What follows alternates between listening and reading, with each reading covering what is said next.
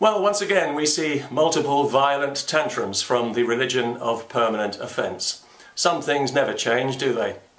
Once again we see Islam self-detonate, if you'll pardon the expression, and show once again why it's about as welcome on this planet as an asteroid. Once again we see thousands of Islamic nutcases take time out from beating up their wives to show their sensitive side. How? By smashing up the towns they live in, egged on by clerical ignoramuses whose motives are even lower than the literacy level of their followers. And once again we in the civilized world are being urged to censor ourselves out of respect for a religion that violates the human rights of half the people on the planet and that doubles as a political ideology indistinguishable from Nazism. It would be funny if it wasn't so obscene. Or should that be the other way round? To call these riots infantile and imbecilic is to give them a dignity they don't deserve. They can only be described as Islamic. Let me get this straight. We're supposed to show tolerance and respect for a religion that doesn't know the meaning of either word and goes out of its way to prove it every day. We're supposed to amend our values to accommodate a religion that accommodates nothing and nobody. Dream on, people. It's not going to happen. Because with Islam, it's always a one-way street. We've learned that lesson the hard way. We can't afford any more tolerance and respect. We've been sucked dry.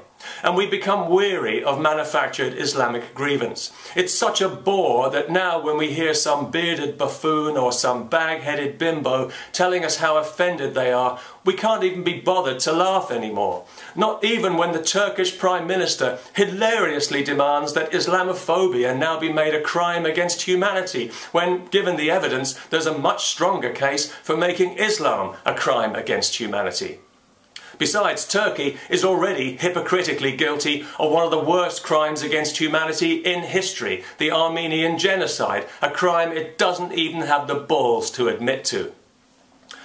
When Muslims start showing the same level of outrage about things that are genuinely offensive, like the thousands of women and girls who are murdered and mutilated and raped every year in their countries, then we might take them a bit more seriously.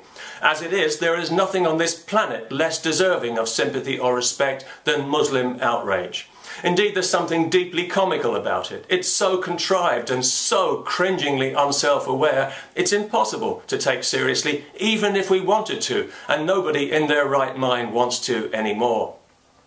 There was a time when Islam was given the benefit of the doubt by many people in the West. Now we think it's poison and we wish we'd never heard of it because 20 years of baseless grievance mongering and knee-jerk offence have shown us this religion for what it really is, and now we don't like it, we don't trust it, and we are never going to respect it. And we don't care how Muslims feel about that. Everything's an insult to this religion.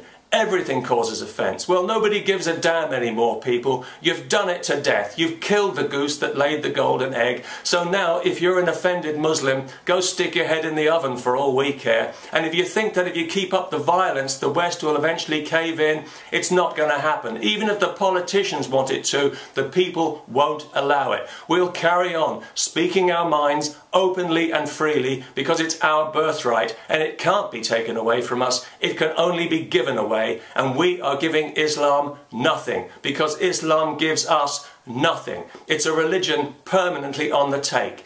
Gimme, gimme, gimme is all we ever hear. Gimme respect, even though I haven't earned it. Gimme special treatment or I'll be offended and you'll be a racist. Well, we're sick and tired of hearing it. We're sick and tired of Islam, and we're sick and tired of the needless conflict and intimidation that comes from this religion at every turn.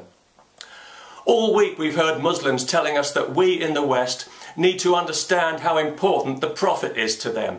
We do understand, and we don't care. That's the point. We don't care now, and we are never going to care. Get used to it. We don't give a damn about your feelings.